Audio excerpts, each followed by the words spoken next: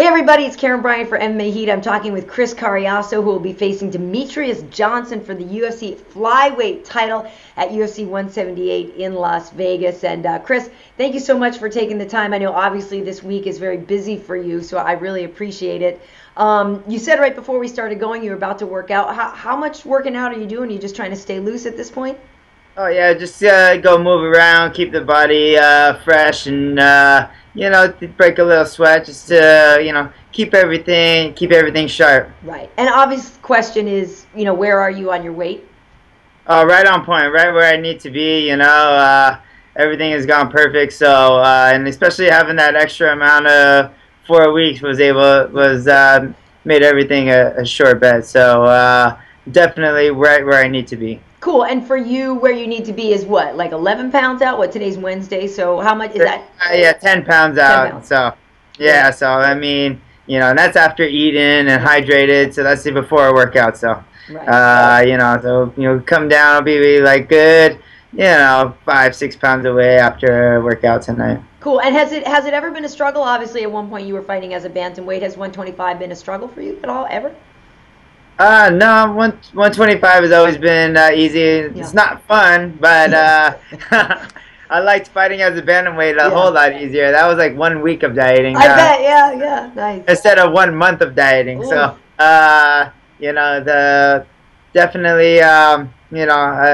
there's no problems being a 125. Right. Well, and I have to imagine that every time you might be tempted, and I don't know what your cheat food would be or whatever, but every time you're about to have that, you're like, do I want this or do I want the belt? Yeah, definitely. I keep walking by this banana bread down in the lobby right now, and I'm like, I am gonna get that.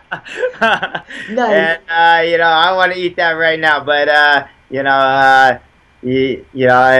definitely, like, the belt's way more important than eating a piece of banana bread. Absolutely. Well, you can have that on Saturday night. I mean, I suppose you could have it Friday afternoon, too, but I have a feeling you'd probably rather eat something a little better for you than banana bread after weigh-in. Oh, yeah, we were just deciding where we're going to eat right now. I'm like, my corners were like, okay, we're going to go eat here instead. And I was like, all right, we need to figure this out right now. I need to be mentally prepared of where we're going to eat because it's going down. well, I know I'm trying to think at MGM. There's a pretty good sushi place, but a lot of time when I'm in Vegas, I just go down to the Town Square Mall and go to Whole Foods because that way at least you know what you're getting. You feel like a little bit more control over it. Yeah, I've already did my Whole Foods run. I've been there multiple times already on this trip. So I've been there. And, it's just, I always have to have something pretty good and satisfying, though, Yeah. I was like, we're going to buffet, and they're like, no, we're not going to buffet. And I'm like, no! All right, we need to go eat something good. We need to fight right now. Right. Well, and I always tell people that if during fight week, I'm like, no, listen, if you want to see fighters, just go to Whole Foods. I'm like, don't worry about whatever. I'm like, they are all there during the week, so. Yeah, definitely. Well, just stay away from the Brazilian barbecue place until after the fight, because that's the other spot that everybody goes. Yeah, that's what we were just talking about, right? Brazilian barbecue.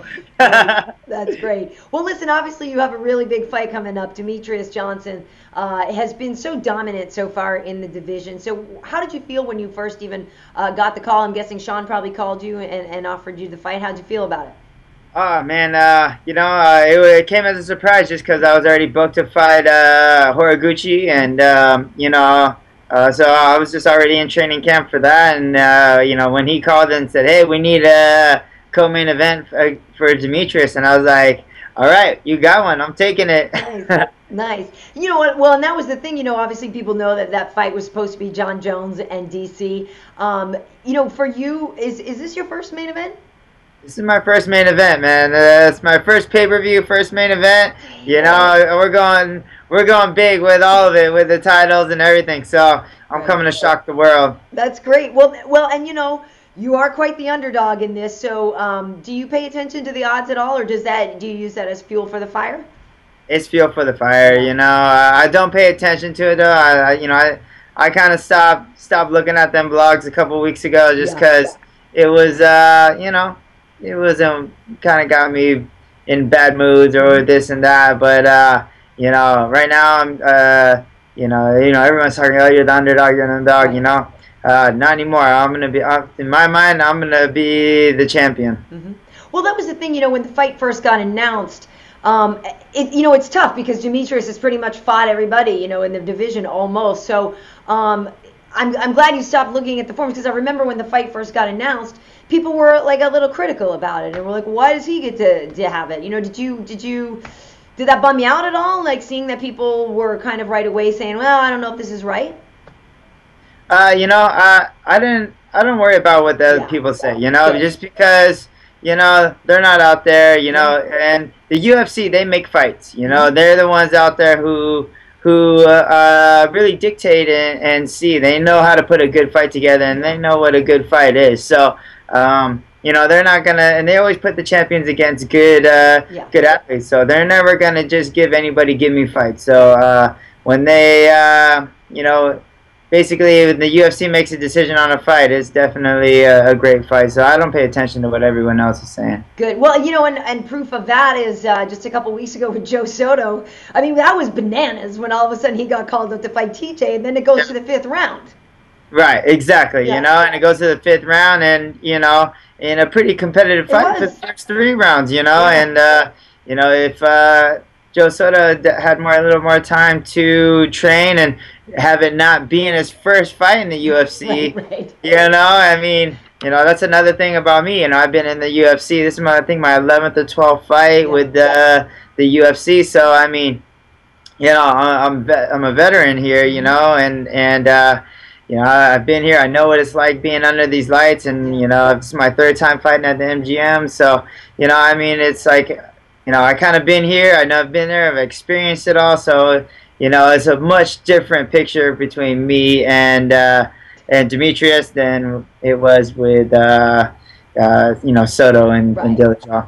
For sure. So what do you think though are Demetrious's most dangerous weapons? What do you think you need to look out for the most? He is quite well rounded. Obviously, people have him ranked at maybe around number 4 on the pound for pound list. So what do you think are his most dangerous weapons? Like you just said, he's a very well-rounded athlete. He's good all around.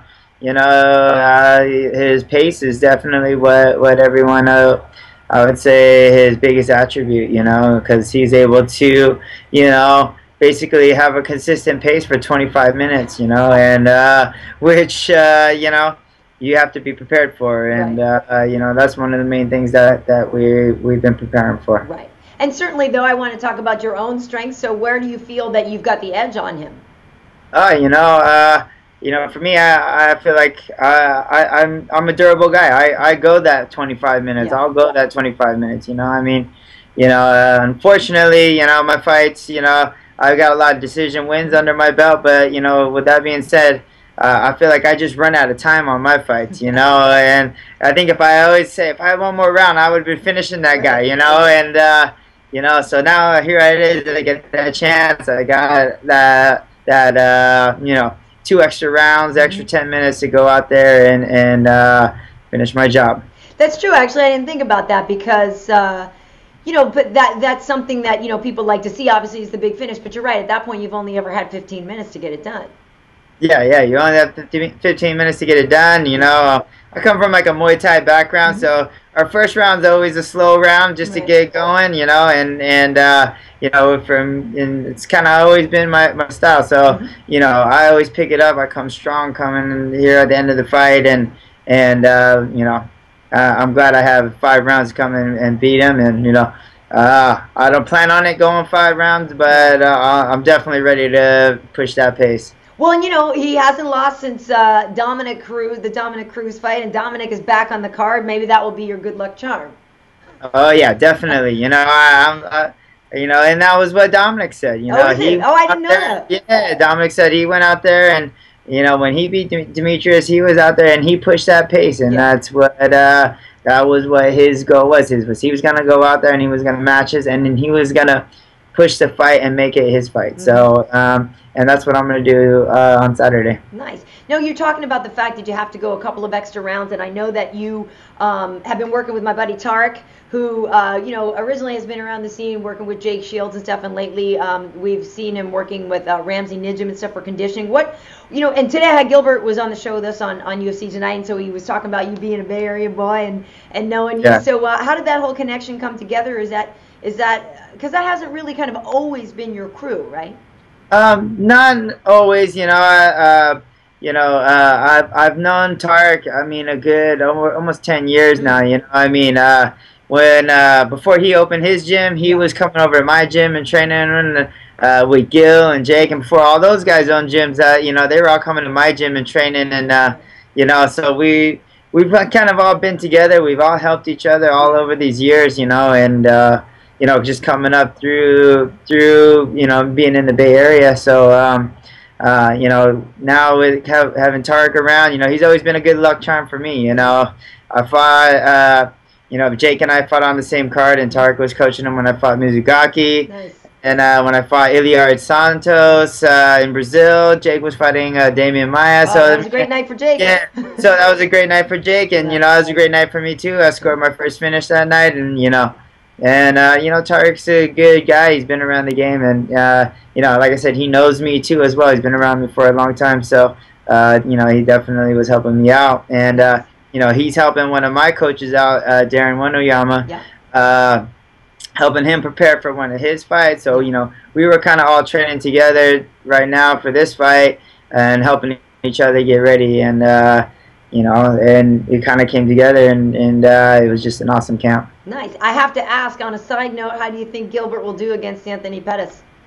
Oh man, that's gonna be an awesome fight. Isn't it? I know. I can't wait. Every time I see Gilbert, every time I see Anthony, I'm like, come on, guys, you're killing me. I can't wait. I was watching the predictions on him and me, but I go with the Bay Area boy. For sure. My man Gilbert Melendez on that fight.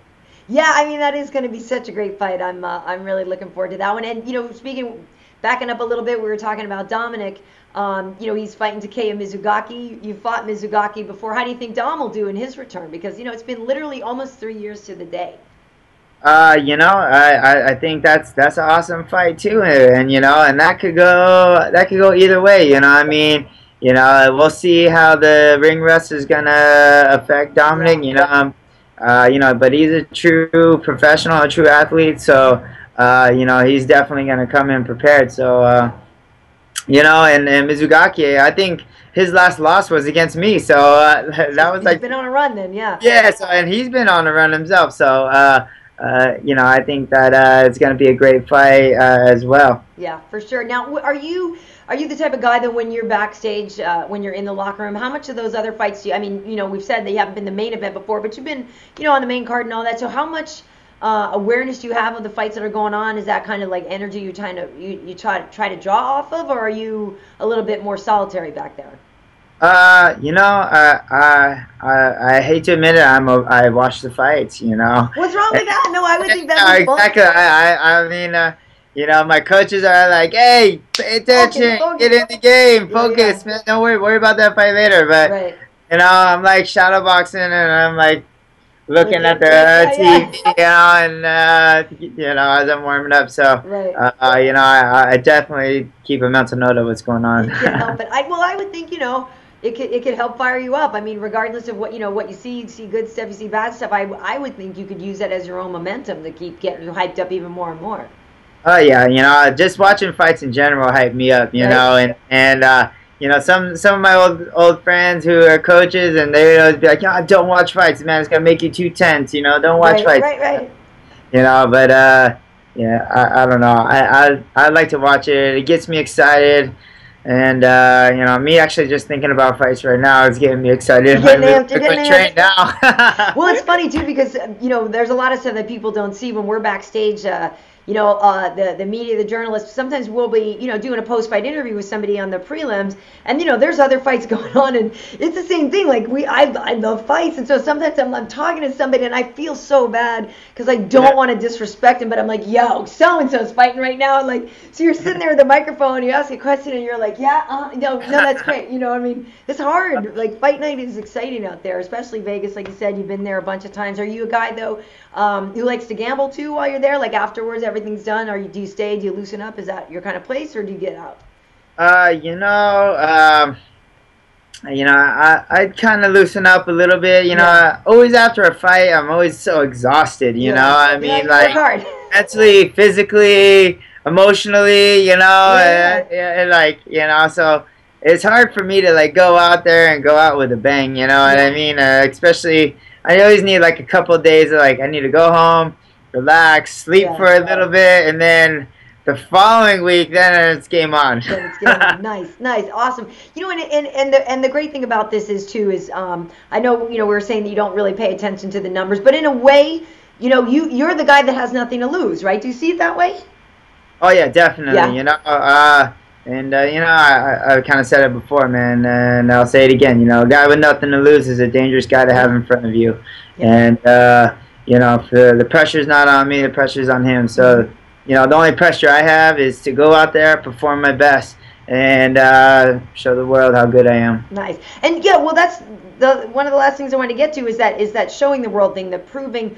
Because I know for me, if somebody kept doubting me and there were chat rooms or forums and people doubting me, that would put a little chip on my shoulder. Like I would definitely kind of have a little feeling of like, oh yeah, really, I'll show you. I mean, do you feel like not that you have to prove something, but do you know what I mean? Do you have that sense of wanting to shut up the doubters? Is that any kind of extra motivation?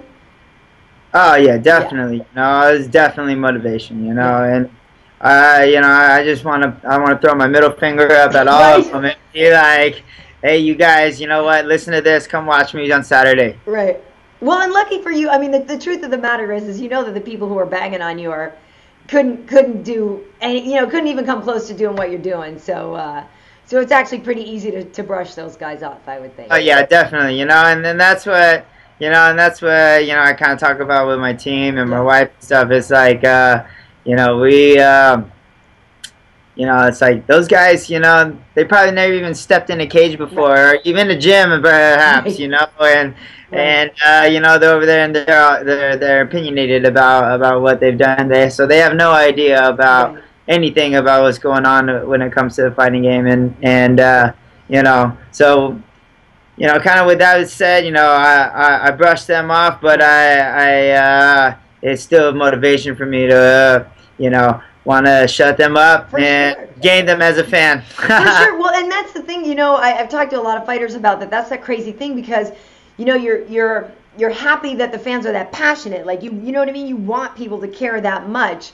Yeah. But it's crazy. Like you could get 10 tweets or 10 things that say, "Chris, you're the man," and then there'll be like one that's like, "You suck," and then that like you're like, really, like why does this one guy bother me? It's so weird. I mean, I guess it's just human nature. We just and you're like, are you kidding me? But but you do. It's just weird. I don't know. It's just like a weird. I don't even want to turn on my Twitter right now. Yeah, I wouldn't. You're smart. At that point, I'm like, all right, I'm turning all social media off right now.